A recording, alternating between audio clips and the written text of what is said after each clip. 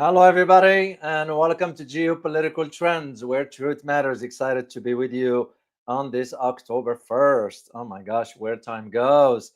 Have an interesting topic for you. It's what's going on with the US preparing a $20 billion bailout for Argentina. I mean, just take a step back and think about it, especially for my American audience. You don't know what it means. We're going to be bailing out, a dysfunctional government, while at the same time, the US is crumbling economically and otherwise, socially and so forth. So, this is what I'm going to be addressing for you in this live stream. I'll provide you my own analysis about what's really also at the heart of it. But before I do this, let me say hi quickly to our wonderful community. Liang, good to see you. Azhar Idris, I haven't seen you for a while. Hope all is well. Good to see you. TJ, good to see you. It's called money laundering. That is correct. That's part of it. Willie Holman, as always, Truth Seeker, good to see you. Bobby, hello to you as well. If Gandon, Carleon, good to see you. Salam to you as well. Atin Wu, here you are. An army with harmony. Good to see you. Very, very excited. By the way, guys, I want to just some housekeeping items here. I am working on two more stories. I know one was from what I mentioned earlier, but the recent one that I really needed to, I've been thinking last night about it, and I got an email from an avid supporter regarding what's going on with Donald Trump plan for Gaza. Yeah. If you believe that Donald Trump is for peace, you are mistaken. So I've been thinking about it, and most likely we'll do this for you before October 5th, because I will be off the air for a while. I have to leave the country, and most likely I might do live stream for you from whatever location I'm going to end up at. Nothing sure yet, but I will. You will know, and I'll communicate with you. So that's one of the topics I will be addressing for you between now and then.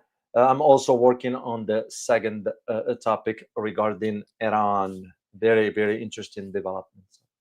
So what I'm going to do in this live stream, like always, I'm going to be provide you the first part of the analysis. I'll do geography and history, because you need to know about the history of Argentina, which is a good way. I think I'm assuming the community enjoys listening to the history and also learning about geography. It's very, very important. And that's how I've always felt about doing the conversation with you here.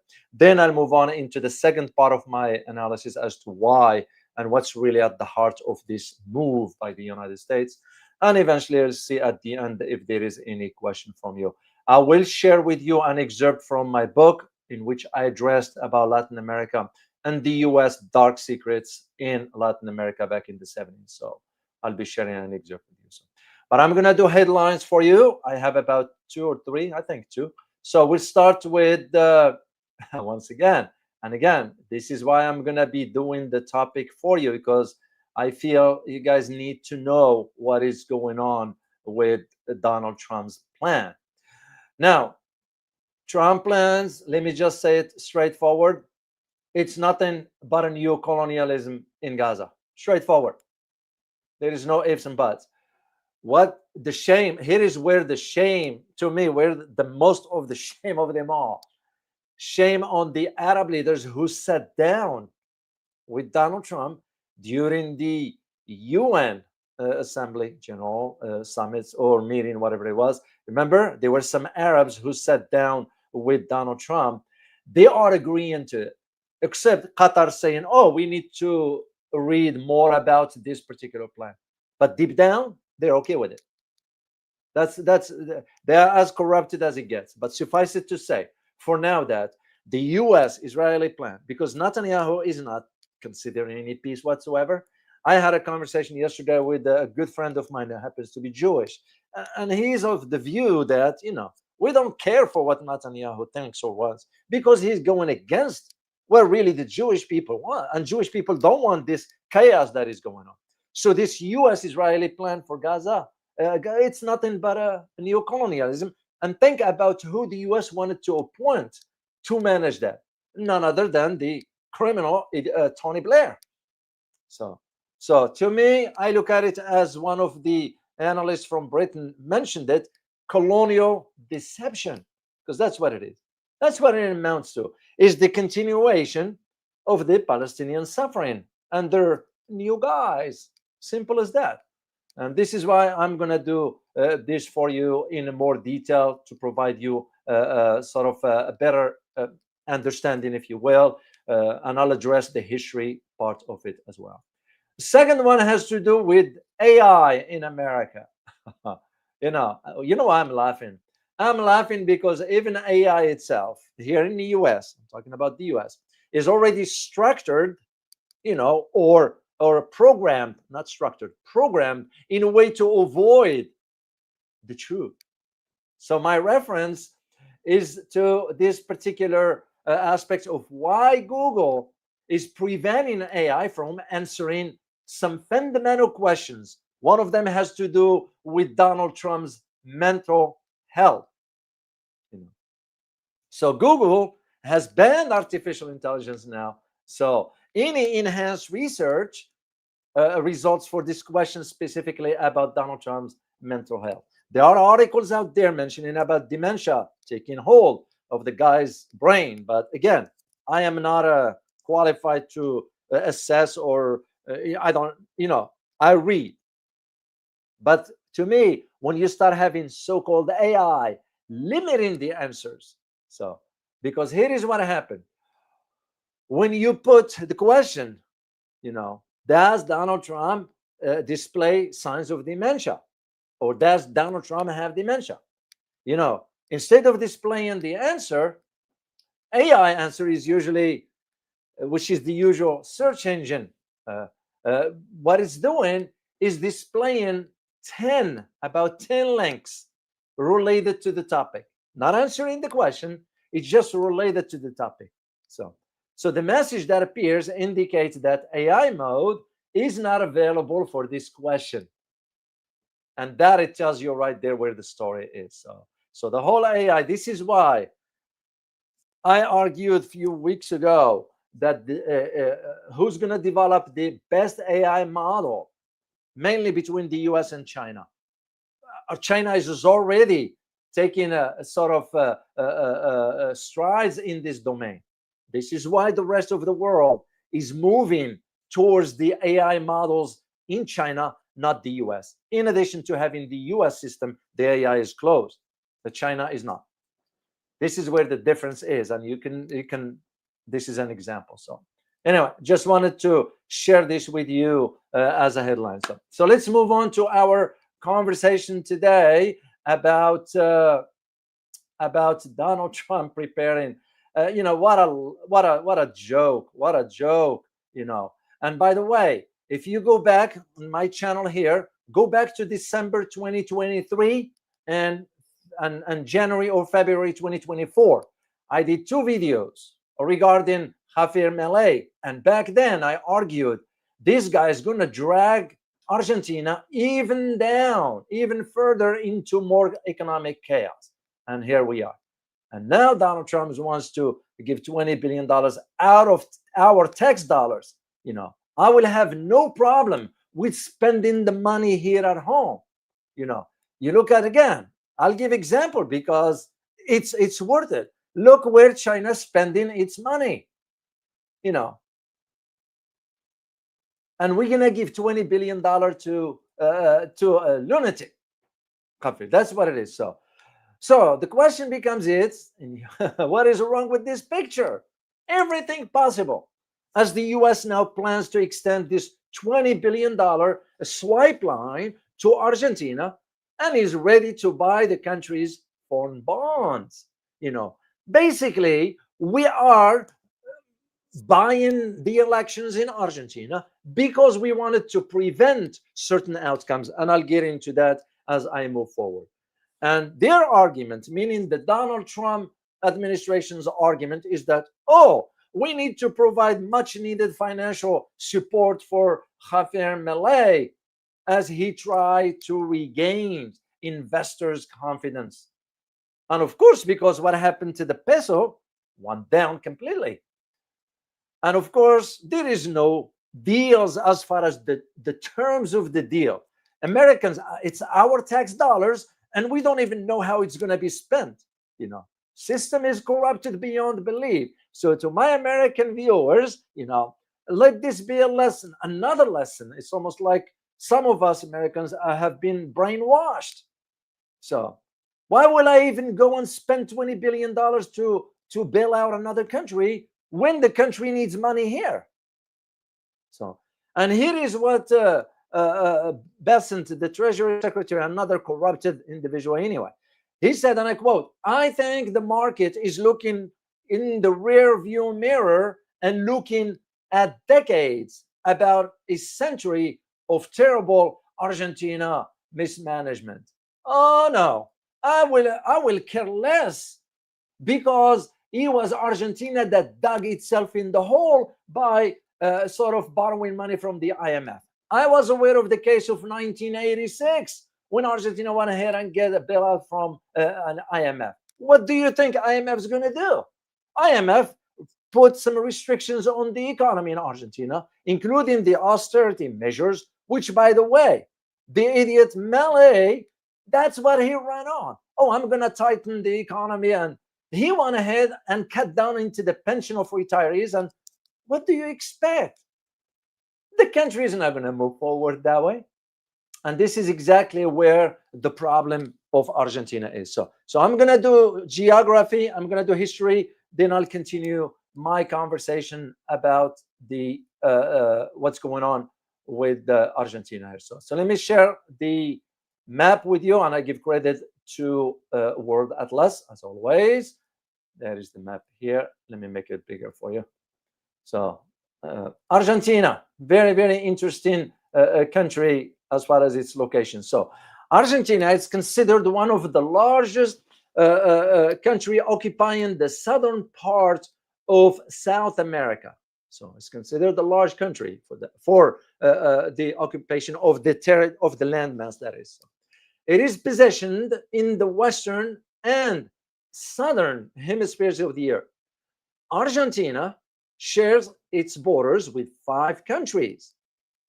First one is with Chile and the Andes mountain range to the west, with Bolivia to the northwest, with Paraguay to the north, with Brazil to the northeast, and with the Uruguay to the east. I remember when I traveled to Bolivia, when I was in the government, so I had to go to La Paz, and I was asking the locals as far as, how things are with Argentina. It's like, it's not good.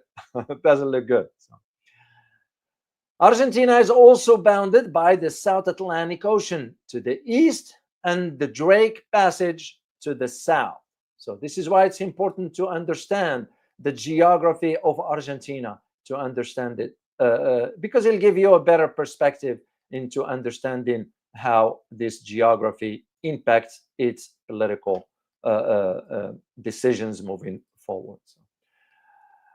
Now, when it comes down to history, the history of Argentina, I will be sharing some pictures if I recall. I have one from, this is Juan Perón, and I'll talk about him as I move forward into the history. Now, one thing you need to, pardon me.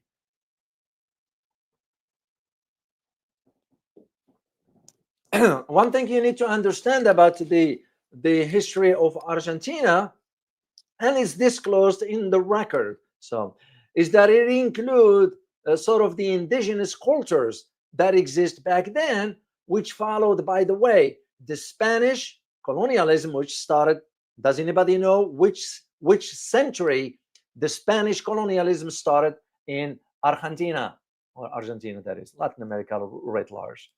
Let me see if any of you are familiar with the history of Argentina. Which century does the Spanish colonialism? Oh, Aristotle, you got it. It's the 16th century. That is indeed in the 16th. Taiwan still 18 comes later, the British. But for the first one, followed by Spanish colonialism, which started in the 16th. So then comes the formation of the viceroyalty of the Rio de la Plata, the viceroyalty of the La Plata, which was in 1776. One thing you need to understand about the viceroyalty, what is it? It's the territory, the office, or the term of a viceroy. Viceroy is a representative of a monarch or ruling a territory or a province on their behalf, on behalf of the monarch. So, and in the context of the Spanish Empire back then, because you got to remember how far the Spanish Empire was extended around the world, the viceroyalty was a vast, integrated territory ruled by a viceroy. Viceroy is the representatives who exercised extensive power and was considered a direct representative of the Spanish crown. This is one thing you need to understand about these particular aspects of the viceroyalty. So now, independence was declared in 1816 for Argentina, leading to a period, or Argentina that is, leading to a period of civil wars between centralists and federalists. And that was before a unified Argentina's republic, which was established in 1862. Remember, it was the independence of 1816, but the unified Argentina took place, a republic, because that was the name that was given, the republic, La République d'Argentine, Argentina's republic. It was in 1862. And in the early 20th century, it saw some sort of an economic growth. And this one was driven by European immigration. Because remember, even members of the Nazis fled to Argentina. It's well known, it's not a secret. They were members of the Nazis that have fled to Buenos Aires. So, and in the late 20th century, it was, first of all, the European immigration that has sort of helped with the economic growth. It was only one problem, is that the Great Depression that took place and the coups that happened frequently, not only in Argentina, but in other Latin American countries. And those coups led to the rise of none other than Juan Perón. And let me share the picture with you. Juan Perón, this is a picture of him taken back in 1954. I looked at it in the record, for historical record. And his populist movement. And in the late 20th century, this has to change for Argentina, was marked by a period of military dictatorships and the human rights abuses of the dirty war. We'll be talking about the dirty war in reference to the Falkland War between the UK and Argentina. So, and that one, of course, later on followed by so-called a return to democracy after the Falkland War. So, but it behooves us to understand at least how Argentina used to be prior to 1810. Why is that? Because that is the pre-Columbian and colonial eras. Those are very important eras in the history of Argentina. This is where the indigenous people came in. Before the Europeans arrived, Argentina was inhabited by various indigenous groups that including the nomadic hunter-gatherer and the sedentary agricultural societies. And I'm not going to get into the depth of certain, because there are so many types of indigenous groups. It's just because I want to keep this brief to you. Then comes the Spanish exploration and colonialization. And the Spanish explorer reached the Rio de la Plata back in the early 16th century, as we mentioned earlier. And the first attempt to establish Buenos Aires was back in 1536. That's when there was the first time. But permanent settlement was found till later on 1580. So, and that's again where this viceroyalty of the Rio de la Plata came in. So, like I mentioned earlier, we move to the second era of the history of Argentina. That puts us between 1810 and 1880. This is where the nation building and the formation of modern Argentina started to take place. And this started with the independence movement. You go back to the May Revolution of 1810. That's when it happens. And where it happened in Buenos Aires. So, and that in itself, this particular independence movement and this revolution started what was known in the historical record as the independence process. And that culminating into the Declaration of Independence in July 9th, 1816. So remember, there was still the Spanish influence in that part of the world. So, and that's where you had that struggle between federalists and centralists. It's no different what we had during the formation of the United States. And I used to teach the course about the US government structure when we had the Federalists and Anti-Federalists, which is in a simple term nothing but a reflection of today's party, Republicans and Democrats. Two parties that, not good for America anyway. So, but we all know the system was set up by design to prevent any third party from even emerging in America. Argentina experienced this struggle between the Federalists and the Centralists. So, and after the independence, Argentina was torn by the conflict, internal that is. And the conflicts were between those who favored a strong central government. It's no different than what we have. Those are the centralists. And those who supported provincial authorities, those represented the federalists. Same setup we had here during the beginning of the United States. Then come Juan Manuel de Rosas. Now, he was a powerful governor and strong man. Rosas dominated politics in the mid-19th century in Argentina, leading to a conflict before his rule ended in 1852. That's when his rule ended. And that after that became the beginning of Argentina's republic, Republica, or the Argentine Republic. So, and this is where the federal continuation was established in 1852, because that was during the same time where the conflict started. So, and the unification of Argentina's republic was formed in 1861 under President Bartolomé Mitre. That was back then. This leads us to the era from 1800 all the way to today, or present time. And this, in the historical record, was, and I'm going to share the links with you later on for you to read all the details, was marked under what's known as modern Argentina. So this one has to do also with the growth and the immigration, because remember, a lot of Europeans have migrated rather to Argentina. So 1880 marked a period of relative stability inside the country.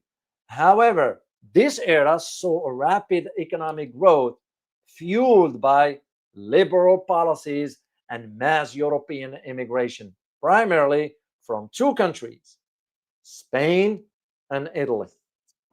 So once again, the reason I'm sharing this with you, to highlight to you that when there is stability, socially and otherwise, economic growth follows. It's exactly what Argentina, by the way, when I was in Washington, I used to, there were some elderly people I worked with. They've been in the government forever. And some of them were stationed in Argentina back in the day. I asked them, say, how was Argentina back then? He said, yeah, it used to be like Paris. Buenos Aires used to be like Paris of Latin America. So it's same applied to Iran, by the way, how we used to be back then. So then come Juan Perón, this guy here. This is known in history as Peronism. Juan Perón rose to power in 1940, and during his tenure, he implemented policies that benefited the working class and established a strong state role. And this period was known inside Argentina as Peronism. If you mention Peronism in Argentina, they will know what you are talking about. What came after him is the military rule and what's the so-called the dirty war. During this era, Argentina experienced some sort of several military coups. And I'm going to share at the end of this live stream an excerpt from my book highlighting some of these aspects in that part of the world. During which now thousands, because what happened during this era of coups and so forth, it was a period of extreme violence that took place. And it was from 1976 all the way to 1983. What does it mark? It marked also the involvement of the United States in that part of the world, the whole Latin America. Because I recall, for example, in the 80s, I recall when money was funneled from Iran into the Sandinistas when Reagan was in power. Because Reagan wanted to fight the communist Sandinistas, so we got a deal with Iran for selling them weapons in return for that money. That money didn't come to the US, it went directly in support of the Sandinistas. So the violence, the extreme violence that existed at that time in Argentina wasn't limited just to Argentina. It was in other countries, Colombia, Venezuela, Bolivia, and what have you. So all that era.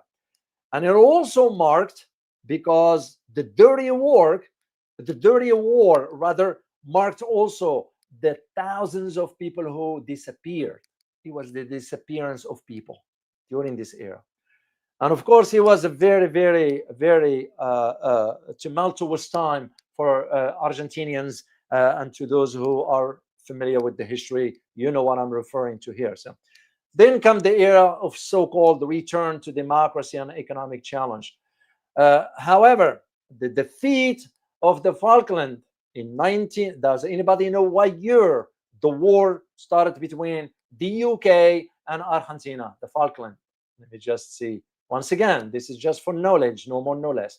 Just like you to be part of the conversation. What year did the war between Argentina and the UK started over the Falkland Island? Matt Becky, you went too far a little bit. Yeah. Because the defeat, 1982. Soja, you're absolutely correct. Ontago, you were right. 1982, you're absolutely correct. That's when it started, the Falkland War, which led to the sort of the fall of the military regime, and that's where the system has changed. And by the way, let me just share, and I'm going to share a link with you here regarding the Falkland War. Let me copy the link and put it in the chat box for you, for those who wants to read up a little bit more on this. I thought I had, I had a picture. By the way, this is part of the historical record, the historic record of the Spanish colonialism in Argentina. And do you see the role of a priest here? Once again, because one of the mechanisms by which Spanish were able to push through is through religion as well. Because if you recall, throughout history at that time, there was this strong conflicts between France, Italy, and Spain, because those were powerful at that time. And one of the rules had to do with the religious rule. The Pope had so much say into the political dynamics in France and in the UK, and in Spain. So Argentina didn't escape that either. This is why Catholicism has a strong presence in Latin America. So for you to understand the War of 1982, and of course that's, as I said, known in the Argentinian history as the Dirty War. And the territorial dispute between Argentina and Britain over the Falkland led to the Falkland War in 1982. Argentina was defeated. And of course, that's when Margaret Thatcher, with support from Reagan at that time, they said, we will fight the Argentinians. And so I remember her speech at that time. And thousands of Argentinians were killed into that war. And after that, he witnessed the first female. This is Christina Kirchner. This is the first female president in Argentina in 2007. She had some dirty stuff, corruption as always. Some Argentinians voted for her and so forth, but again, that's their country. They can decide whatever they want. So, all right. Liking this video so far? Don't just be a watcher. Go ahead and hit the like, share, and subscribe button. And don't forget to tap the bell so you will not miss any of my videos or live streams. This way, you will be supporting a channel that stands for the truth and objective reporting. The choice is yours. Thanks for your support. Indeed, thank you for your support. So let's get into our second part of the analysis here. So Milei, Javier Milei, I don't. When he was running for office, I read up on him, his background as an economist and so forth. But I see this is not going to work for Argentina back then. So, and again, I wasn't just, I based it on the historical records. That is exactly where I'm going to try to locate Argentina. I'm going to try to locate the video for you if I can share it on the screen. Or, yeah, I have one in May 2023 and one in February 22nd. So let me get the link to that and I'll share it with you for those who you might not have seen it, but that was back then. And you'll see what I argued back then is exactly what is going on right now with Argentina. So now, Javier Milei, we were promoting him as a free market reformer. That's why, because remember, the push for his elections was done by the United States for political reasons. And of course, now he's facing some serious mounting financial pressure. And this didn't happen yesterday or the day before. This has been going on now for 3 weeks.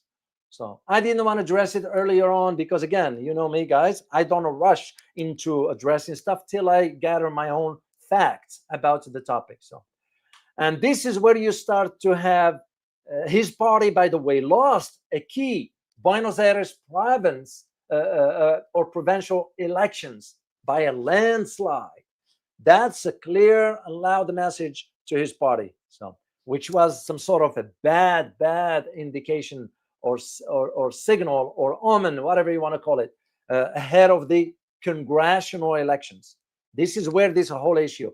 And Trump is trying to push that narrative. Oh, we want just to support his election. Why?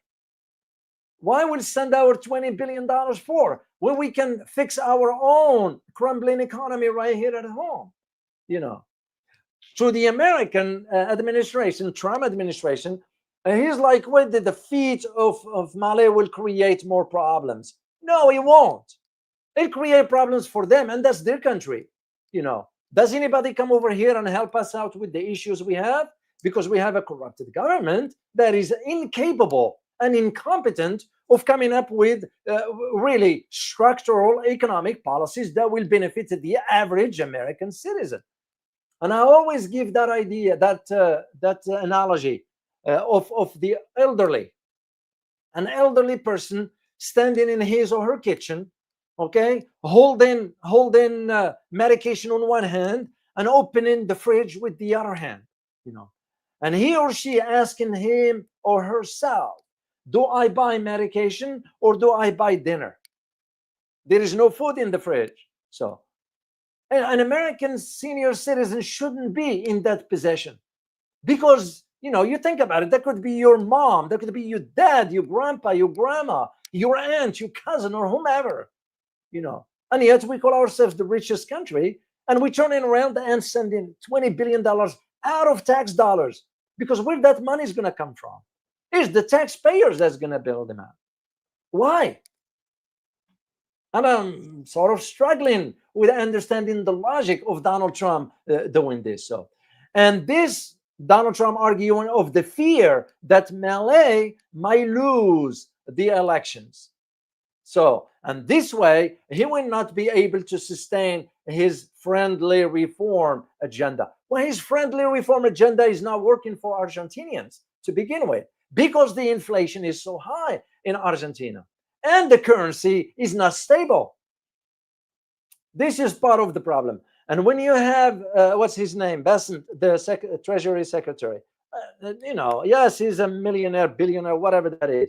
The guy is like a lapdog for Donald Trump. Of course, that's what Donald Trump wants to surround himself with. Those are not qualified individuals. When you cannot challenge the leader, then you shouldn't call yourself, qualified, because deep down you are going against the truth.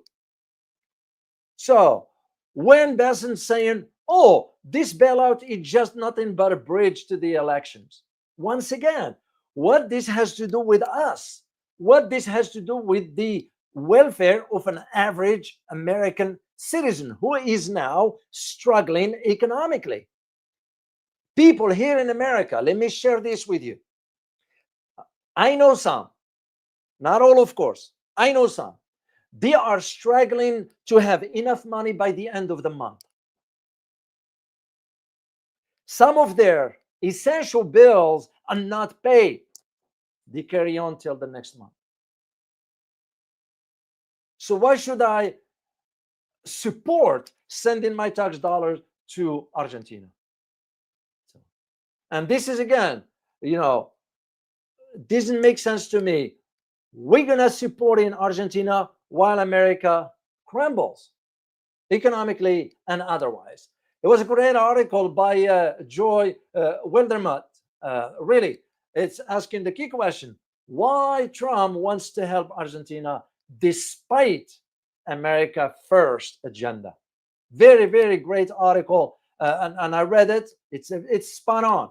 So because the idea of us supporting Milei, a guy whose radical economic ideas further drag Argentina into the hole.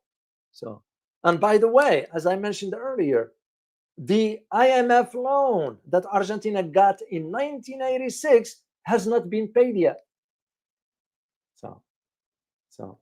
But all this has nothing to do with Argentina, has nothing to do with us. We care about Argentina.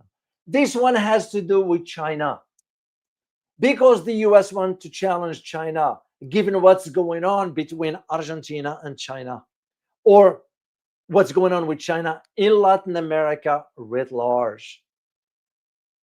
Yeah, between Peru, Venezuela, and Brazil, and Bolivia to a degree. So, and this is where one of the issues why we wanted to do this. So when you think about Argentina's now central bank temporarily lifting about 26% of the export tax of the soybeans, because now the farmers in America are pissed at Trump because of what the tariff end up costing. Do you guys know how many farms are going bankrupt here in America? Especially in the Midwest. Of course, they're not going to disclose. They are not going to disclose the truth.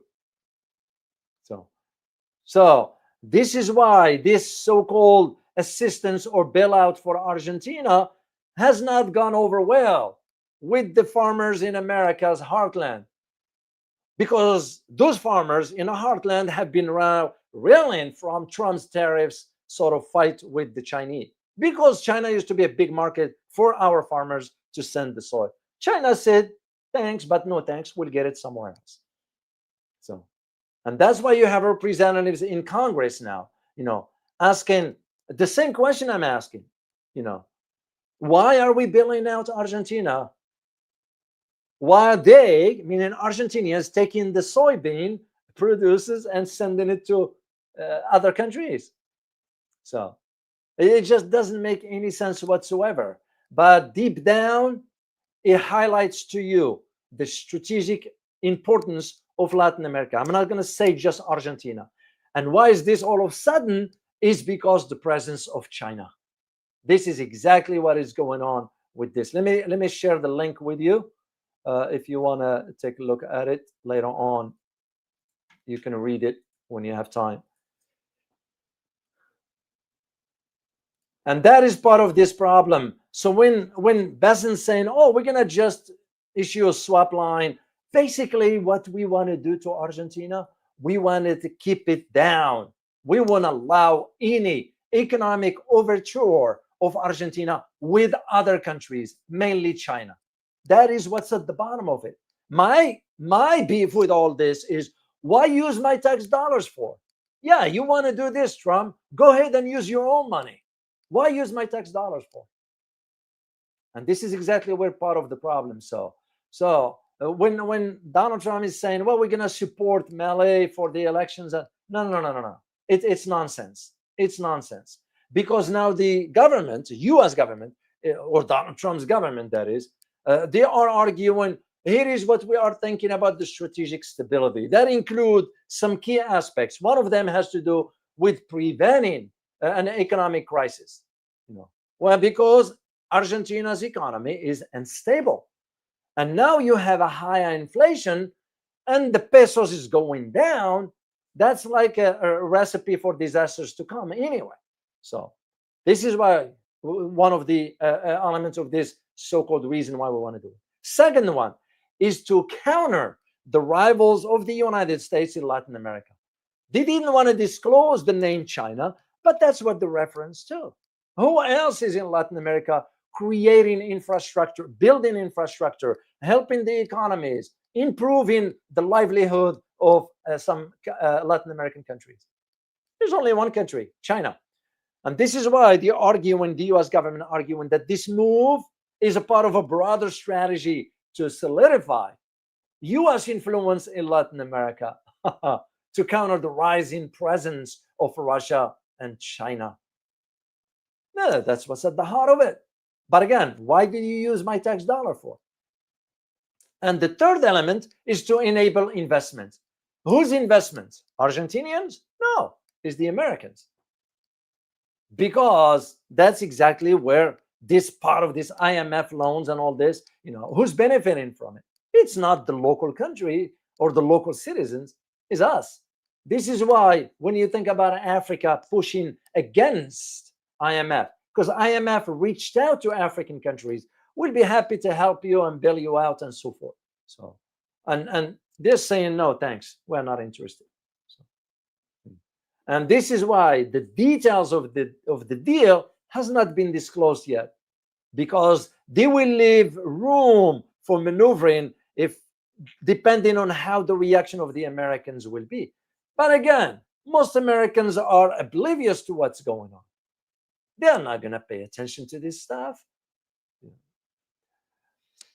When you consider the criticism and the controversy of this particular approach to using our tax dollars to bail out another country while ours is crumbling, going down before our own eyes. So, and that becomes the issue to those who are against this particular deal, the political motives aspects of it.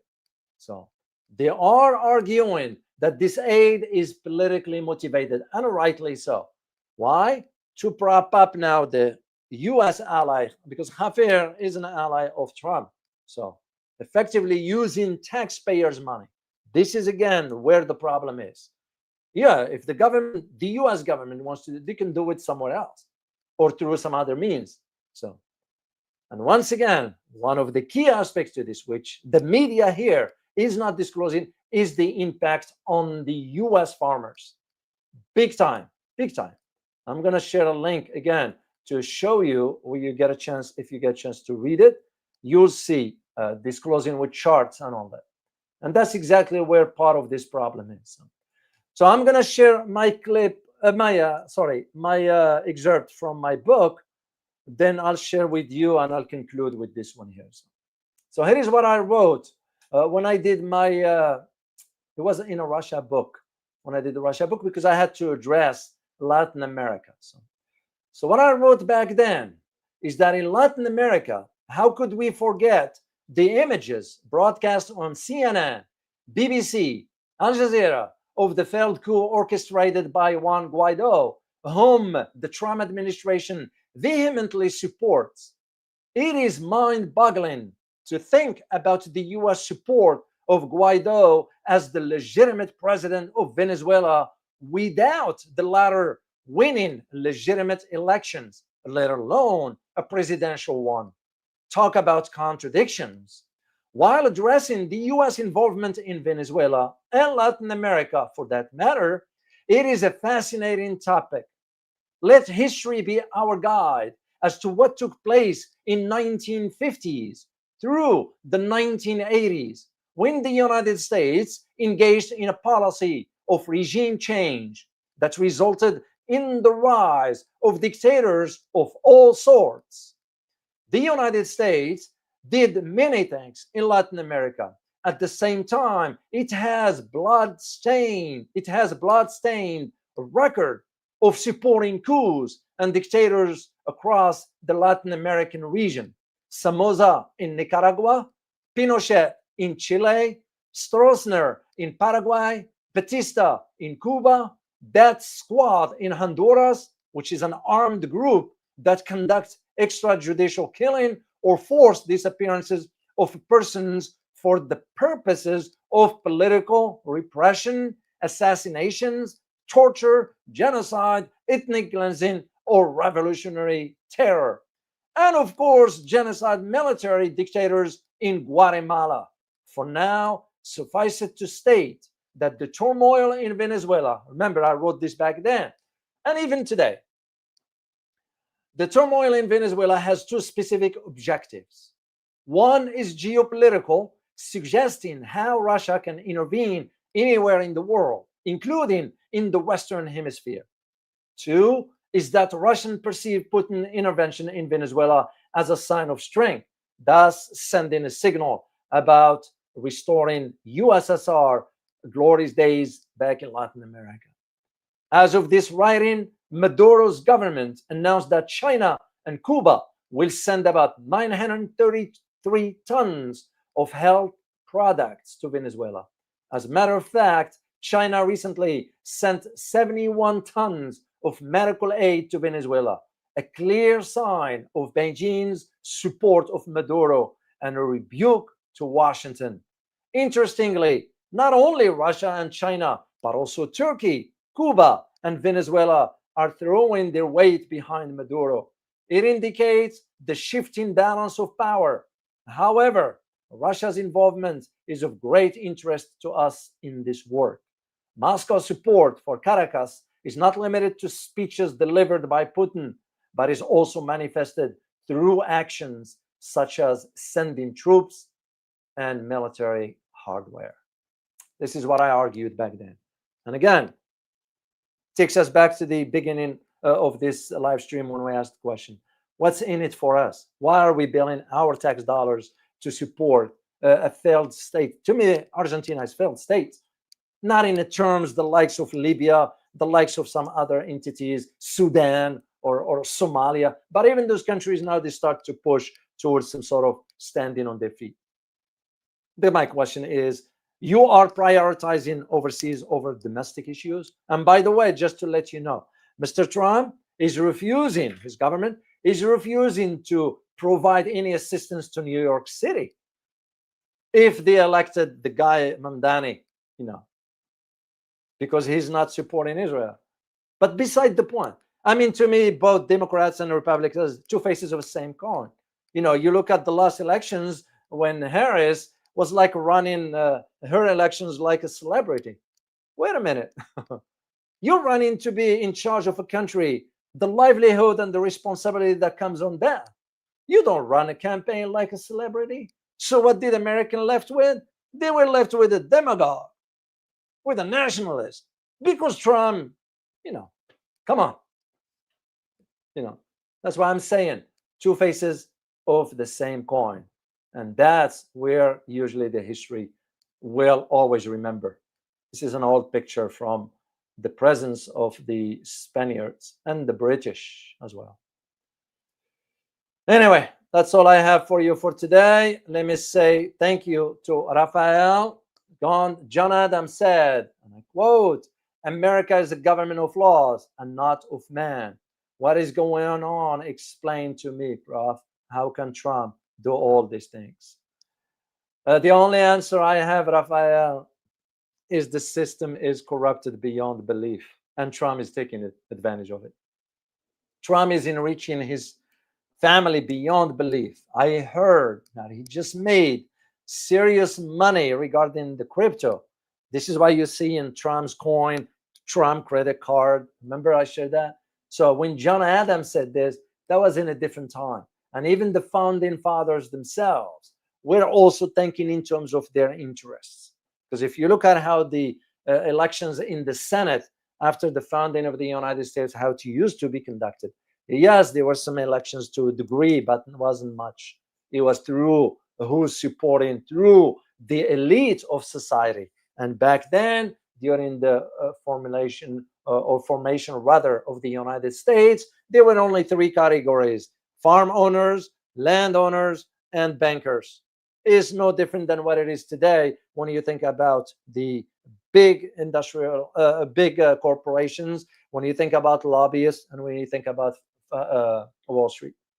So what is today is no different than what it was back then, except in a different time and a different setting. So yeah, what John Adams said was right.